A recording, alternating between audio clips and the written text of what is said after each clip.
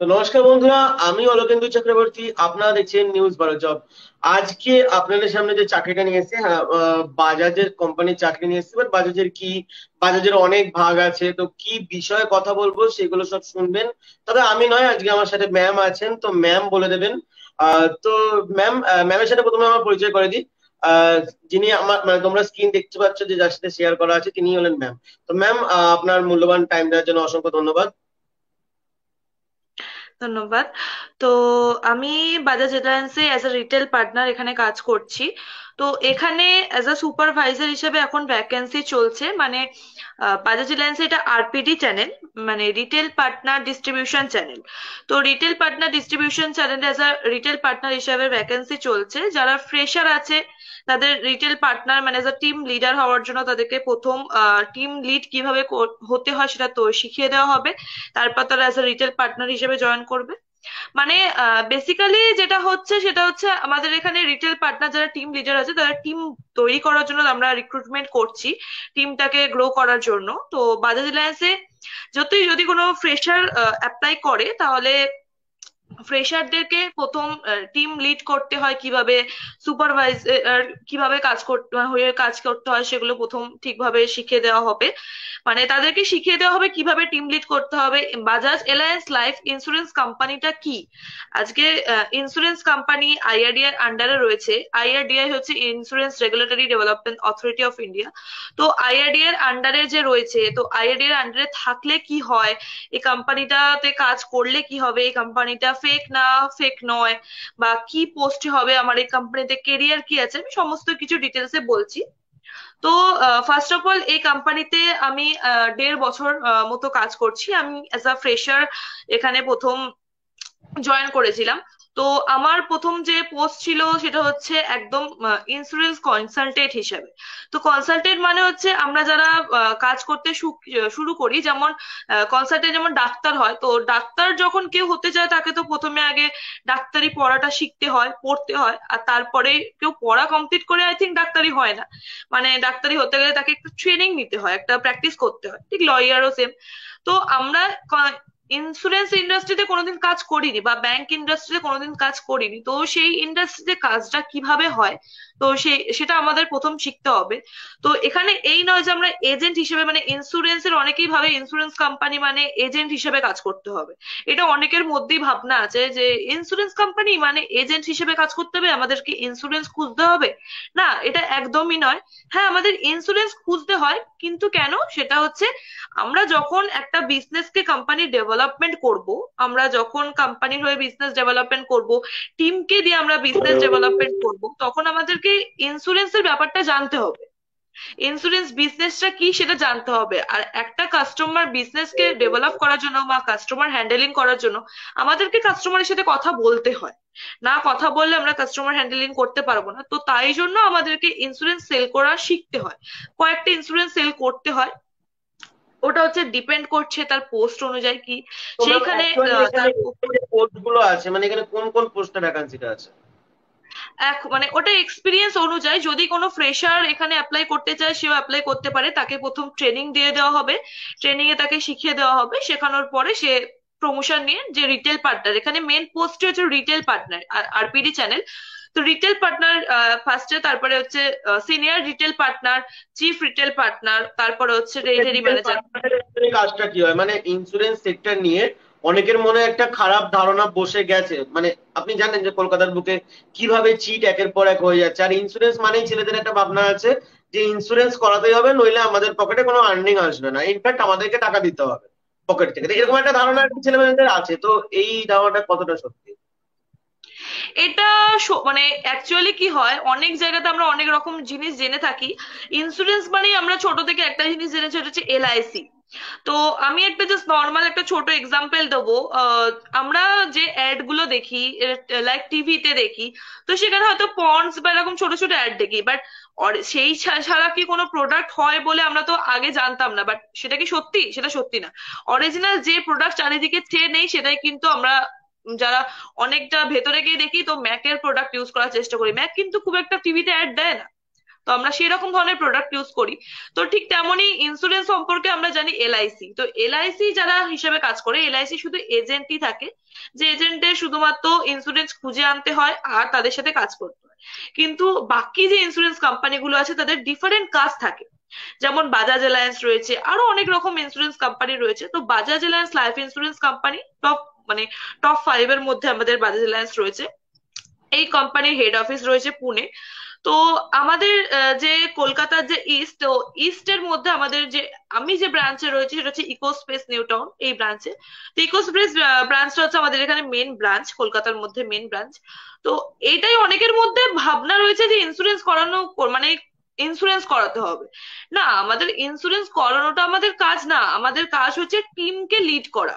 As a retail partner মানে হচ্ছে যে সুপারভাইজার, সুপারভাইজার মানে হচ্ছে আমাকে 5-6 জন টিম মেম্বারকে লিড করতে হবে, তাদেরকে তৈরি করতে হবে, তাদেরকে শেখাতে হবে যে ইন্স্যুরেন্স কি, তাদেরকে দিয়ে বিজনেস ডেভেলপমেন্ট করাতে হবে। তো আমি যখন কাউকে দিয়ে বিজনেস ডেভেলপমেন্ট করাবো, তো তার আগে বিজনেস ডেভেলপমেন্টটা কি সেটা আমাকে নিজেকে জানতে হবে। তো যারা প্রথম অ্যাজ আ ফ্রেশার জয়েন করে, তো ফ্রেশারদের মধ্যে আই থিঙ্ক বিজনেস ডেভেলপমেন্টের কোনো আইডিয়া থাকে না, বা কোনো ইন্ডাস্ট্রির মধ্যে আইডিয়া নেই যে আমি এইখানে বাজাজ এলায়েন্স কোম্পানিতে অ্যাজ আ সুপারভাইজার হিসেবে আমি কিভাবে কাজ করব। তো সেই সুপারভাইজার হিসেবে আমি কিভাবে কাজ করব সেটা আমাকে ফার্স্টে আইসি পোস্টে শিখিয়ে দেওয়া হবে। যে একজন ট্রেনার থাকবে, এটা কিন্তু অন জব ট্রেনিং পিরিয়ড থাকবে, এই নয় যে ট্রেনিং পিরিয়ডে কোনো রকম স্যালারি প্রোভাইড করা হবে না। এখানে স্যালারি প্রোভাইড করা হবে, এটা অন জব ট্রেনিং পিরিয়ড থাকবে। এই ট্রেনিং পিরিয়ডটা কেউ 7 দিনে কমপ্লিট করে, কেউ 30 ডেজে কমপ্লিট করে, কেউ 15 ডেজে, কেউ আবার মানে 2 মাসও লাগে, কারো 3 মাসও লাগে। ওটা ডিপেন্ড করছে কে কত তাড়াতাড়ি শিখতে পারছে। তো এটা হচ্ছে অন জব ট্রেনিং পিরিয়ড থাকবে, এখানে স্যালারি প্রোভাইড করা হয়। তারপরে যেটা হয়, মানে অ্যাজ আ রিটেল পার্টনার তখন একটা ফিক্স স্যালারি থাকে, সেটা হচ্ছে 19,000। তার উপর ইনসেনটিভ থাকে। তো পিএফ ইএসআই অবভিয়াসলি থাকে, 19,000 ফিক্স স্যালারি, তার উপর ইনসেনটিভ। তো ইনসেনটিভ পার্সেন্টেজ অ্যাকচুয়ালি বাজেট এনএসে অনেকটা বেশি। তো এখানে যখন কেউ আরপি হয়ে যাবে, তার ইনকাম সেটা করার জন্য তাকে অটোমেটিক্যালি আগে শিখতে হবে। যদি কোনো কেউ সুপারভাইজার হিসেবে কাজ করতে চায়, সুপারভাইজার হিসেবে এগোতে চায়, তাকে সুপারভাইজার হতে গেলে হয়ে যে কি কাজ করবো সেটাকে শিখতে হবে।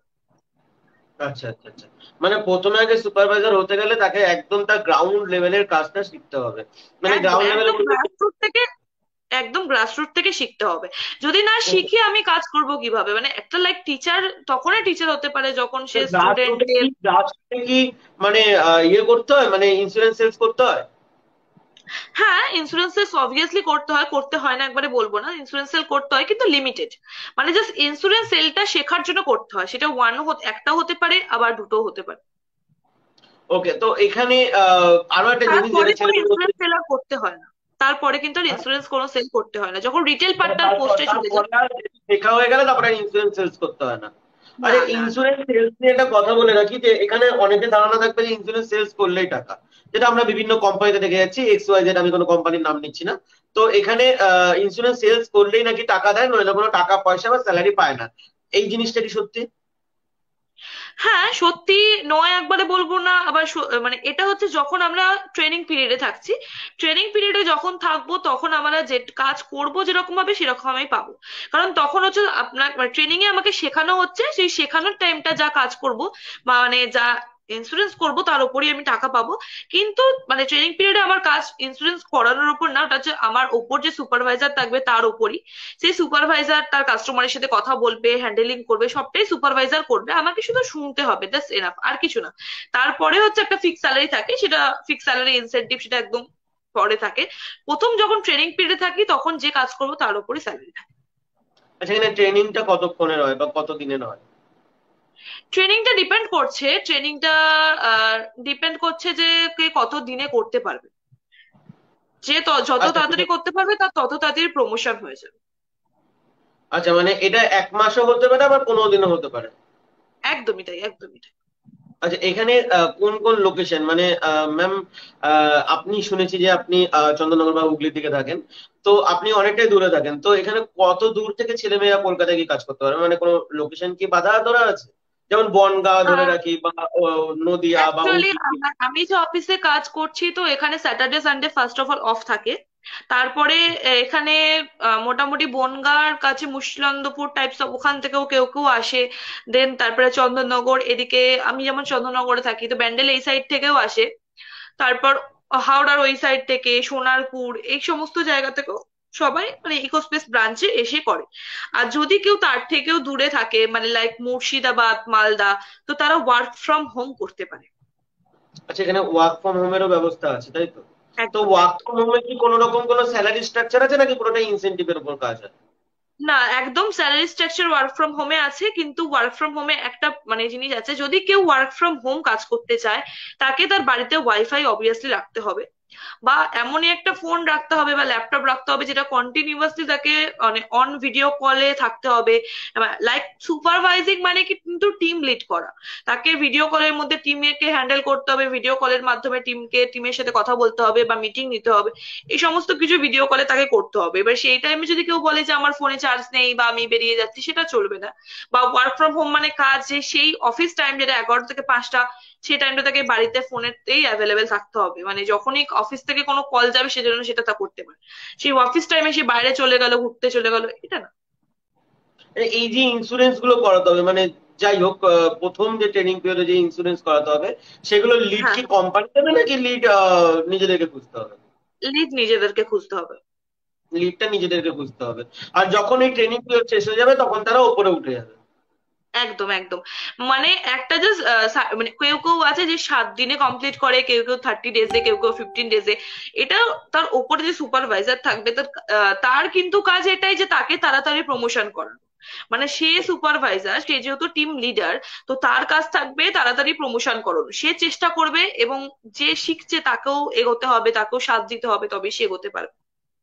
যেখানে ওয়ার্ক ফ্রম হোম এবং ওয়ার্ক ফ্রম অফিসে কি লাভ আছে, মানে কোনটা বেশি মানে হেল্পফুল? তো আমি অ্যাকচুয়ালি ওয়ার্ক ফ্রম অফিস মানে বেশি প্রেফার করি, এই কারণে অফিসে গেলে অফিসে আমার সাথে সাথে আরো সবাইকে দেখতে পারি। অফিস কালচারটা অ্যাকচুয়ালি আমাদের ইকোস্পেস ব্রাঞ্চ, ইকোস্পেস বিজনেস পার্ক, তো অনলাইনে সার্চ করলে সবাই দেখতে পাবে। তো এই অফিসটা অ্যাকচুয়ালি অন্যরকম বড় ব্রাঞ্চ, এখানে আমাদের রিজিয়নাল হেড এই অফিসেই থাকে। রিজিয়নাল হেড সন্দীপ আইস, তারপরে আমার যে পার্সোনাল ম্যানেজার তো অফিসে থাকে তারা। তো তাদের সাথে মিটিং নেওয়া, তাদের সাথে শেখা, কাজগুলো করা, মানে যদি কোনো একটা ছোট ভুল হয় তারা সেটা সঙ্গে সঙ্গে ধরিয়ে দেওয়া, এই ব্যাপারগুলো আমাদের সাথে অফিসে হয়। কিন্তু বাড়িতে করলে নিজের মতো করে টিম লিড করতে হবে, নিজের মতো করে করতে হবে, একটু প্রবলেম হয়, অফিসে করলে একটু সুবিধা হয়। জাস্ট কিন্তু মানে এরকম আমাদের গাইডেন্স পাওয়া যাবে না? একটু একটু মানে যদি কেউ ফ্রেশার থাকে তার একটু প্রবলেম হয়, কিন্তু সে যদি নিজে করে নিতে চায় তাহলে হয়ে যাবে। যেমন আমি কিছুদিন আগে একজন শুনেছিলাম যে ওয়ার্ক ফ্রম হোম করছিল, বাট সে বাড়িতে থেকে কোনো রকম রেসপন্স করছে না, আজ আছি তো কাল নেই, যে কোনো সময় বেরিয়ে যাচ্ছে, বা তার সে বলছে আমার নেটওয়ার্কের ইস্যু চলছে। তো এই প্রবলেম গুলো যেন ফেস না করতে হয়, নেটওয়ার্কের ইস্যু যেন না হয়, সেই জন্য তো আমাদেরকে বাড়িতে আগেই থাকলে মানে ভালো অ্যান্ড্রয়েড মোবাইল রাখতেই হবে, আর ল্যাপটপ আর একদম ওয়াইফাই থাকতেই হবে। আর ল্যাপটপ না থাকলেও হবে, বাট হ্যাঁ, ভালো অ্যান্ড্রয়েড মোবাইল থাকতে হবে। একদম একদম একদম। কারণ যদি কেউ অফিসে আসে তার জন্য তো একটা খরচা লাগে, এবার সেই জায়গাতে একটা ল্যাপটপ বা মোবাইল তো রাখতেই হবে, সে যেহেতু ওয়ার্ক ফ্রম হোম করছে। তো এখনকার এবার দিনে বেসিক সবাই জিনিসটা তো মোবাইল ফলো আছে। করতে হবে। ওকে হ্যাঁ ওকে। হ্যাঁ। আচ্ছা, এখানে বয়স সীমা কি আছে, মানে ওয়ার্ক ফ্রম হোম এবং অফিসের জন্য কি আলাদা আলাদা বয়স বা এজ লিমিটেড আছে? বয়স হচ্ছে এখানে 18 বছরের যাদের বয়স হয়ে যাবে, মানে যাদের প্যান কার্ড থাকবে তারা এখানে অ্যাপ্লাই করতে পারবে। ঠিক আছে, তারপরে হচ্ছে যারা আহ বয়সে মানে 60 বছরের ওপরেও চাইলে কেউ অ্যাপ্লাই করতে পারে। মানে যদি আচ্ছা কোনো কোম্পানিতে রিটায়ারমেন্ট হয়ে যায় কেউ, তারপরেও সে অ্যাপ্লাই এখানে করতে পারে। আচ্ছা, এবার আমি একদম মানে সব থেকে ইন্স্যুরেন্স সেক্টরের সব থেকে খারাপ প্রশ্ন নিয়ে আসছি। ইন্স্যুরেন্স সেক্টর মানেই কোন রকম কোনো চাকরি নয়, ওখানে ইন্স্যুরেন্স করাতে হয়, যেটা ফ্রেশারদের আর কি ধারণা হয়ে থাকে। যে দেখুন, আমি জানি যে জিনিসটা কি, বাট আমি আমি নিজের মুখে বলতে পারি না, ঠিক আছে? আপনি যেহেতু ম্যাম, সে না আপনার বলাটাই মনে হয় ভালো। এখানে আমি তার আগে সাবস্ক্রাইবারদেরকে বলে রাখি, দেখো এখানে কোনো জোর জবরদস্তি নয়। তোমাদের যদি পছন্দ হয় তোমরা ম্যামকে কল করতে পারো, চাকরি করতে পারো, সেটা তোমাদের পুরোপুরি ইচ্ছা, ঠিক আছে? তবে আমার বুকে মানে আমি বলবো যে আমার চোখে দেখা কলকাতার বুকে একাধিক ছেলে মেয়ে এই কাজগুলো করে, ঠিক আছে? তো আমার মনে হয় না খুব একটা খারাপ জিনিস। তো ইন্স্যুরেন্স সেক্টর মানেই ইন্স্যুরেন্স করাতে হবে। নয়তো কোনো টাকা নেই, ফালতু জিনিস, টাকা দিতে হয়, এই দিতে হয়, ওই দিতে হয়, কোনো রকম স্যালারিও দেয় না। এরকম কোনো ব্যাপার হয় কি, যে না, স্যালারি পায় না? এটা এটা অ্যাকচুয়ালি আমাদের সবাইকার মনের ধারণা, ঠিক আছে, যে এরকম হয়। তো আমি একটা নর্মাল জিনিস বলি, যদি আমরা কোনো রকম এসবিআই ক্রেডিট কার্ডের সাথে আমরা কাজ করি, তো তখন আমাদের কাজটা কি থাকে, এসবিআই ক্রেডিট কার্ড নিয়েই কাজ থাকে। তো এসবিআই আমি যদি বলি আমি কোনো রকম ক্রেডিট কার্ডের কোনো কাজ করব না, আমি শিখবো না, আমি চুপ করে বসে থাকবো, তাহলে কি এসবিআই কোম্পানি আমাকে স্যালারি প্রোভাইড করবে? No. তো এই অ্যাকচুয়ালি সেটাই, যদি আমাদের যে কাজটা সেখানে যদি কেউ শিখতে না চায়, অ্যাকচুয়ালি ব্যাপারটা হয়ে যাচ্ছে কি, ইন্স্যুরেন্স এমন একটা জিনিস যেটা আমরা কোনো কিছুই কিন্তু আমরা ছোট থেকে শিখে বড় হইনি। তো আমরা যদি সেটাতে শিখতে মন দিই, অবভিয়াসলি আমরা এখানে করতে পারবো। এরকম আমাদের কোম্পানিতে অনেক হাউস ওয়াইফ আছে যারা মানে ওয়ার্ক ফ্রম হোম কাজ করছে, তাদের স্যালারি আজকে অনেকটা হাই। মানে আমি এখানে স্যালারি বলতে চাই না অ্যাকচুয়ালি, তো স্যালারি এতটা হাই যে তারা আজকে বাংলো বাড়ি কিনে নিচ্ছে নিজের টাকায়, কেউ ক্যাশ টাকায় ফোর হুইলার কিনে নিচ্ছে। তো এতটাই ইনকাম এখানে হয়। তো এই ইনকামটা করতে গেলে ভালোভাবে যে টিমটাকে লিড করতে হবে। তো ইন্স্যুরেন্সের এলআইসির আলাদা কাজ, ওখানে একটাই কাজ থাকে, ইন্স্যুরেন্স খুঁজে এনে দাও আর তার বদলে তুমি ইনকাম পয়সা নাও। তো এখানে কাজটা সেটা না, এখানে কাজটা পুরোটাই ডিফারেন্ট, আমাকে টিম লিড করতে হবে, অ্যাজ এ সুপারভাইজার হিসেবে কাজ করতে হবে। তো সুপারভাইজার হিসেবে কাজ করতে গেলে আমার কোনো ইন্স্যুরেন্স খোঁজার দরকার লাগে না। ইন্স্যুরেন্স করানো কিভাবে হয় সেটা শিখতে গেলে আমাকে জাস্ট ইন্স্যুরেন্স করানোটা জানতে হয়। এবার তখনই আমরা কোনো জিনিস জানবো না যখন আমরা সেটা মানে প্র্যাকটিক্যালি করবো। That's enough. তো আর এখানে দাদা যে একটা বলতে- আর এখানে হ্যাঁ যখন বলুন। আমরা কেউ স্যালারি, যার যে পোস্ট থাকে সে তাকে সেখানে পুরোপুরি ভাবে লিখে দেওয়া থাকে যে তার কত স্যালারি হতে পারে বা কি হতে পারে, সেইটাই পাওয়া যায়। তো এরকম নয় যে একটা বলে দিচ্ছে আর একটা পাওয়া যাচ্ছে, কারণ আমাদের এই কোম্পানিতে আরপিডির মধ্যে জাস্ট প্রত্যেক মান্থ অন মান্থ এত বিজনেস হচ্ছে, আরপিডি ইস্টের কথা বলছি, এত লোক এখানে কাজ করছে। তাহলে আজকে আমরা কাজ করছি, আমরা যদি স্যালারি না পাই আমরা কেন কাজ করছি? হ্যাঁ, নিশ্চয়ই আমরা স্যালারি না পেলে বসে বসে কাজ করতাম, তো আমরা অবশ্যই স্যালারি পাচ্ছি। হ্যাঁ, এবার যদি আমি অ্যাজ আ ফ্রেশার, যখন আমি জাস্ট এইচএস কমপ্লিট করি, অনেকে এখানে অ্যাপ্লাই করতে পারে, কিন্তু এইচএস কমপ্লিট হয়ে গেলে মানে আমি পুরো ইন্ডাস্ট্রির ব্যাপারে শিখে নিলাম, এটা তো জানা ভুল। কারণ এইচএস কমপ্লিট করছি আমি, আমি যদি অ্যাক্টিং না জানি আমি অ্যাক্টিং এ চলে যাই, তো আমি অ্যাক্টিং করতে পারবো না। তো ইন্স্যুরেন্সের ব্যাপারে আমাকে আগে জানতে হবে, শিখতে হবে। কাস্টমার হ্যান্ডেলিংটা একটা মানে লাইক কি বলবো, একটা পার্ট জাস্ট। কাস্টমার হ্যান্ডেলিং করতে গেলে কাস্টমারের দিক থেকে নেগেটিভ রেজাল্ট আসবেই, সেই নেগেটিভটাকে আমাকে পজিটিভ নিতে হবে, তবেই আমি কাজ করতে পারবো। তো কাজ না শিখলে কাজ করতে পারবো না। ওকে ওকে। ম্যাম, আপনি আমার থেকে অনেকটাই এক্সপিরিয়েন্স, আপনি অনেকদিন ধরে এই লাইনে আছেন। তো আমি বলে রাখি যে বেসিক কি মান্থলি 10 থেকে 15 চলে আসে, তাই তো? আমি that's একদম নমিনাল বলছি, হ্যাঁ, স্যালারি। অ্যাকচুয়ালি যারা আইটি পোস্টে থাকে তাদের বেসিক মান্থলি মিনিমাম 15, মানে 12 to 15 বেসিক প্রত্যেক মাসে পাবে। জাস্ট নর্মাল কোনো, যারা আইসি পোস্টের কথা বলছে আমি, ইন্স্যুরেন্স কনসালটেন্ট, যখন তারা এজ আ ফ্রেশার থাকবে, মানে অন জব ট্রেনিং পিরিয়ডে থাকবে, তখন তারা মান্থলি যা কাজ করবে, যদি মিনিমাম কাজ করে তাহলে 12,000 পাবে। আর যদি একটু ভালো কাজ করে তাহলে 25,000-এর উপর পাবে। আর আরপি পোস্টের উপর যখন সে প্রমোশন নিয়ে আরপি পোস্টে চলে যাবে, তখন তার ফিক্স স্যালারি থাকবে 19,000। আচ্ছা, মানে এমনকি মার্কেটে আমরা আরপি, যেগুলো দেখি, মার্কেটে আমরা দেখি যে বিভিন্ন রকম ডেজিগনেশন আছে। তো এখানে অ্যাকচুয়ালি আমি আপনার কাছ থেকে শুনে এটা বুঝতে পারলাম যে প্রথমে ট্রেনিং করতে হয়, ট্রেনিং এর পর যদি সেই ছেলের তাজুর্বা হয়ে যায়, মানে বাংলাতে ঠিক কি বলে, মানে এক্সপিরিয়েন্স আর কি, এক্সপিরিয়েন্স হয়ে যায়, তো এক্সপিরিয়েন্স হওয়ার পর তারা উঁচু পোস্ট নিতে পারে, জাস্ট এটাই, তাই তো?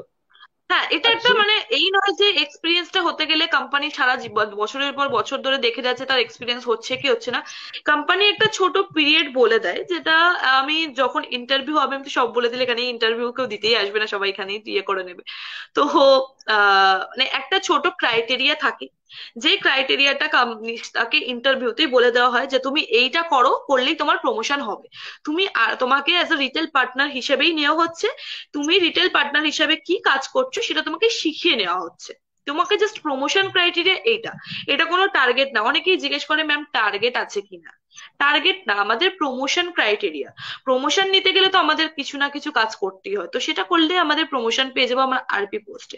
দেন আরপি পোস্টে একটা ফিক্স স্যালারি, তো আমি বললাম 19,000, তার উপর ইনসেনটিভ থাকে অনেক, মানে অনেকগুলো পার্সেন্টেজের ইনসেনটিভ থাকে। আরপির পর নেক্সট প্রমোশন হচ্ছে এসআরপি। তো যারা আরপি থেকে এসআরপি যেতে গেলে মিনিমাম 7 মান্থস থেকে 1 ইয়ারে লাগে। তো এসআরপি তে ফিক্স স্যালারি থাকে 42,000। তো 42,000 কোম্পানি তো কাউকে এমনি এমনি কোনো কোম্পানি প্রোভাইড করবে না ফিক্স স্যালারি। তো তার জন্য তো তাকে কাজ শিখতেই হবে। সেটা যতক্ষণ সে আইসি থেকে, আমি নিজে personally as a insurance consultant ছিলাম, সেখান থেকে কাজ শিখে প্রমোশন নিয়ে আরপি, তো এখন এসআরপি পথে। তো এখানে 12 পাস গ্রাজুয়েশন পর মানে বোথ অ্যাপ্লাই করতে পারে? একদম একদম একদম। Okay.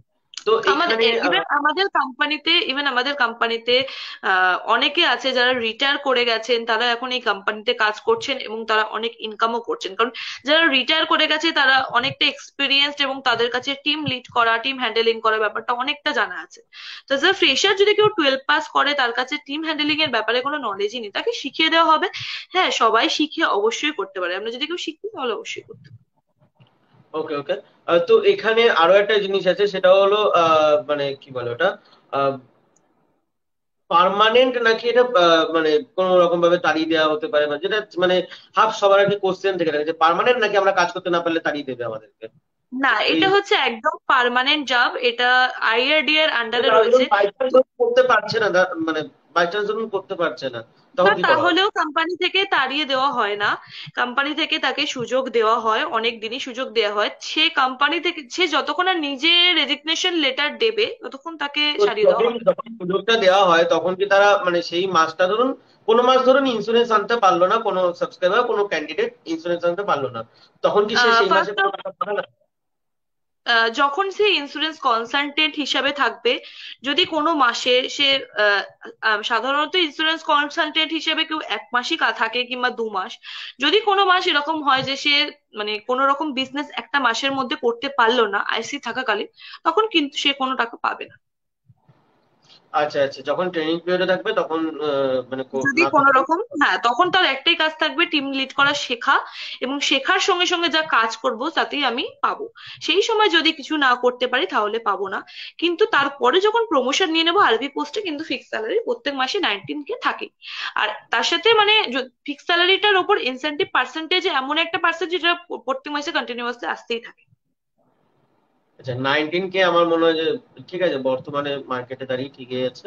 তো এখানে আরো একটা প্রশ্ন অ্যাকচুয়ালি যে আমি একটা কথা বলতে চাই, যারা আরপি তে থাকে তারা 19K শুধু ফিক্স স্যালারি পায়, তো তারা টোটাল 50,000 এর ওপর ইনকাম করে পার মান্থ ওটা তো মিনিমাম। ইনসেনটিভ, ওটা তো একদম ইনসেনটিভ। ইনসেন্টিভ।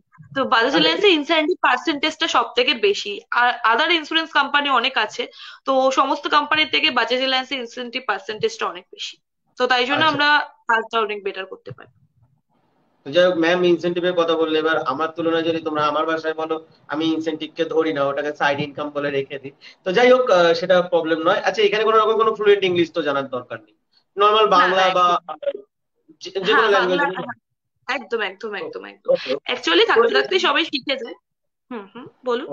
এখানে কি তারা ধরুন নদিয়া থেকে করছে, বা আমাদের এই সাইডে ধরুন আমি চলে আসলাম বনগা থেকে করছে, বা আপনাদের ওই সাইডে যদি আমি ধরে নিই তাহলে বর্ধমানের দিকে চলে যাচ্ছে, কাটোয়া থেকে চলে যাচ্ছে, তাদের কি সবার কলকাতা আসলে কলকাতায় কি একটাই অফিসে তাদের চাকরি হতে পারবে না? আপনি যে অফিসের কথা বললেন ইকোস্পেস। হ্যাঁ, সে যদি যখন সে প্রথম ফ্রেশার থাকবে, সে যে মানে এখানে যদি আমার টিমে কাজ করতে চায় তো অবশ্যই তাকে ইকো স্পেসেই কাজ করতে হবে। এবার যদি কেউ তারপরে সে আরপি হয়ে যায়, রিটেল পার্টনার হয়ে যায়, তারপরে চাইলে সে ব্রাঞ্চ চেঞ্জ করতে পারে বা ওয়ার্ক ফ্রম হোমও নিতে পারে। ওকে। তো এখানে চাকরি পেতে গেলে কি কোনো রকম কোনো এক্সাম বা কোনো রকম গভর্নমেন্ট এক্সাম দিতে হয়? হ্যাঁ, একটা গভর্নমেন্ট এক্সাম দিতে হয় যদি কেউ ফ্রেশার থাকে। মানে যদি কারোর সুপারভাইজার হিসেবে, টিম লিড করা হিসেবে কোনো এক্সপিরিয়েন্স না থাকে, তাহলে তো সে আইসি পোস্টে জয়েন করবে। তো ইন্স্যুরেন্স কনসালটেন্ট হওয়ার আগে গভর্নমেন্টের কাছ থেকে একটা লাইসেন্স নিতে হয়। তো আইআরডিএ এর একটা এক্সাম তাকে দিতে হয়। ওটা তো তো গভর্নমেন্ট আইআরডিএ, এক্সাম, তো গভর্নমেন্ট হ্যাঁ এক্সাম গভর্নমেন্ট, আপনাদের পক্ষ থেকে দিতে হয় নাকি তারা নিজেরাও দিতে পারে? হ্যাঁ নিজেরাও দিতে পারে, কিন্তু কোম্পানিতে যেহেতু কাজ করছে তো কোম্পানির থ্রু দিয়ে ট্রেনিংটা দেওয়া হয়। ট্রেনিং না দিলে তো আমরা কেউ এক্সাম ক্লিয়ার করতে পারবো না। না না না, তো সেটা তো কোম্পানি অবশ্যই। থেকে একটা ফ্রিতে ট্রেনিং দেওয়া হয়, যে ট্রেনিংটা নিয়ে আমাদের এক্সাম সেন্টারে এক্সামটা দিতে আমাদের সুবিধা হয়। ওকে। তো এখানে যারা ধরুন এর আগে এক্সাম দিয়েছে তাদের ক্ষেত্রে কি এটা এলাও, নাকি তারা এক্সাম তো দিয়ে দিয়েছে তো তাদেরকে তার এক্সাম মনে হয় দিতে হবে যদি না? কেউ এক্সাম একবার দিয়ে দেয় তাকে আর এক্সাম দিতে লাগে না। তার কারণ সে অলরেডি এক্সাম দিয়েছে। যারা এক্সাম দিয়েছে তারা নিশ্চয়ই কাজ করেছে, তো তারা এক্সপিরিয়েন্সড অবভিয়াসলি আছে। হ্যাঁ। যদি কেউ এক্সাম না দিয়ে থাকে তাকে এক্সাম দিতে হবে, আর এক্সামের একটা গভর্নমেন্ট ফিজও এক্সামটা কিন্তু হয়, লাগে। হ্যাঁ। আচ্ছা, এক্সামের ফিসটা কি ম্যাম যদি একটু বলে দেন, মানে যেহেতু হ্যাঁ গভর্নমেন্ট এক্সাম আমি জানি, বাট তবু যদি একটু সাবস্ক্রাইবার একটু বলে দেন। হ্যাঁ, এক্সামের ফিসটা হচ্ছে 585, মানে 585 টাকা এক্সাম ফিস দিতে হয়।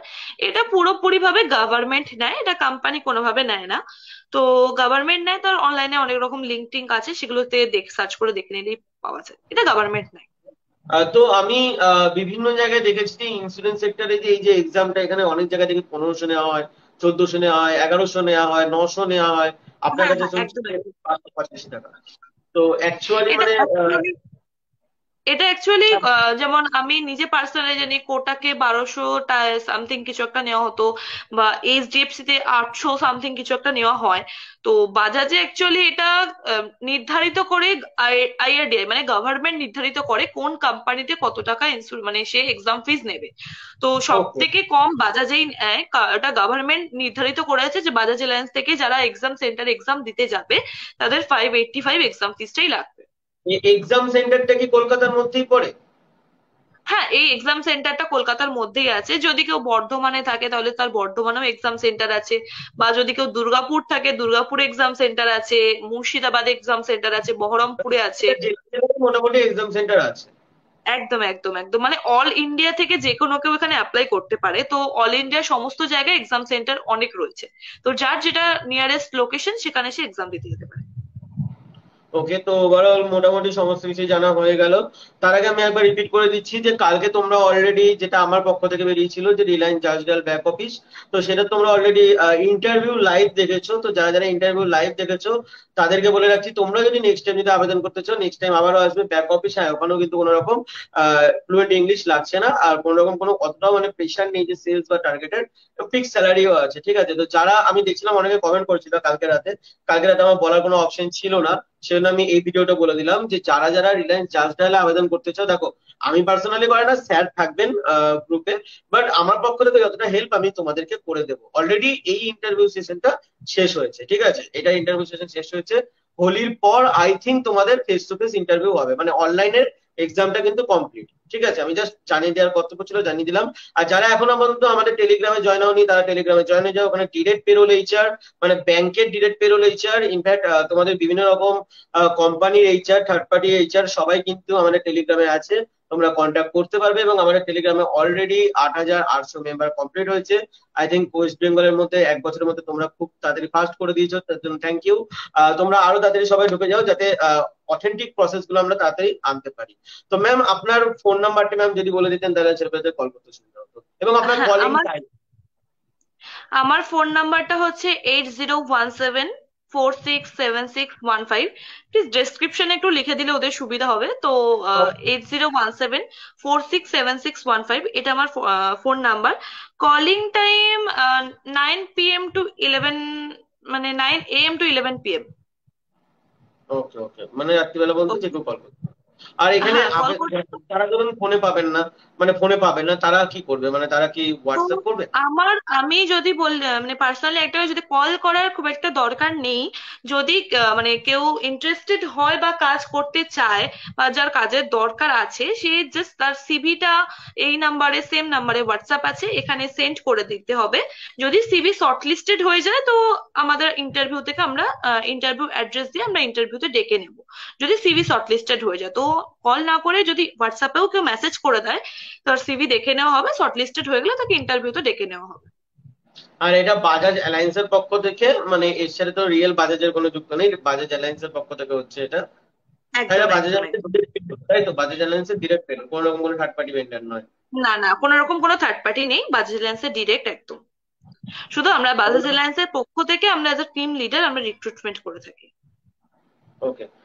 সো ওকে ম্যাম, আমাদেরকে অনেকক্ষণ টাইম দেওয়ার জন্য, আপনার মূল্যবান টাইম আমাদেরকে দিলেন। তো আচ্ছা, আমি একদম লাস্ট কোশ্চেন জিজ্ঞাসা করবো, ওটা আমার মনে হয় না জিজ্ঞাসা করা উচিত, বাট আমি শুধু সাবস্ক্রাইবারদের জন্য জিজ্ঞাসা করছি। ম্যাম আপনি আমার থেকে অনেক এক্সপিরিয়েন্স, আপনি আমার থেকে অনেক বড়, ঠিক আছে, তো আপনি তো অনেকদিন ধরে এই এই প্রফেশনে আছেন, তো মানে হুম। আপনার মিনিমাম স্যালারি কি 20, 30, 40 এরকম? মানে এটা যেহেতু, আমার যখন যখন আপনার জায়গায় আর কি, মানে ভুল বুঝবেন না, যখন আমার সাবস্ক্রাইবাররা আপনার জায়গায় পৌঁছাবে তো তখন তাদের স্যালারি কেমন হবে সেটাই আর কি structure. Up to 1 lakh. Okay. Okay. So thank you ma'am, এতক্ষণ ধরে আমাদেরকে সময় দিলেন। তো ম্যাম সমস্ত কিছু বললেন ইন্স্যুরেন্স সেক্টর নিয়ে। আই থিঙ্ক যাদের নোংরা বা খারাপ কিছু ধারণা থাকো মানে থাকে আর কি, তাদের মোটামুটি অ্যাকচুয়ালি কিছু। এই কোম্পানিতে যদি কেউ ভালোভাবে সুপারভাইজার হিসেবে কাজ করতে পারে, টিম লিড করতে পারে, তার মান্থলি 1 লাখের ওপর স্যালারি আর্ন করা কোনো ব্যাপারই না। সবাই মিনিমাম 1 লাখ টাকা, মানে 1 লাখ টাকার ওপর সে মান্থলি ইনকাম করতে পারে। কিন্তু 1 লাখ টাকা মান্থলি ইনকাম যদি করতে চায় তাহলে তাকে অবশ্যই টিম লিড করাটা শিখে নিতে হবে। আর তার যে সুপারভাইজার থাকবে তার এটাই কাজ থাকবে টিমটা ঠিকভাবে লিড করানোর জন্য। এরকমও কিছু কিছু সুপারভাইজার আছে যারা মান্থলি 3 লাখ 2 লাখ ইনকাম করছে। তো ইনসেনটিভ পার্সেন্টেজ অনেকটা বেশি। তো মান্থলি 3 লাখ ইনকাম করা কোনো রকম কোনো ব্যাপার না, বা 2 লাখ ইনকাম করা কোনো রকম ব্যাপার না। আর এসআরপি যারা থাকে তাদের তো ফিক্স স্যালারি থাকে 42,000। 42,000 যদি ফিক্স স্যালারি থাকে তো ইনসেনটিভ তো পার্সেন্টেজ আমি বললাম, 4 টাইপস অফ ইনসেনটিভ থাকে মোস্ট প্রবাবলি। ওকে। তো যাই হোক, এরকম ভাবে তোমাদের জন্য কিছু নতুন নতুন উদ্যোগ নিয়ে আসছি, ম্যামকে নিয়ে আসলাম।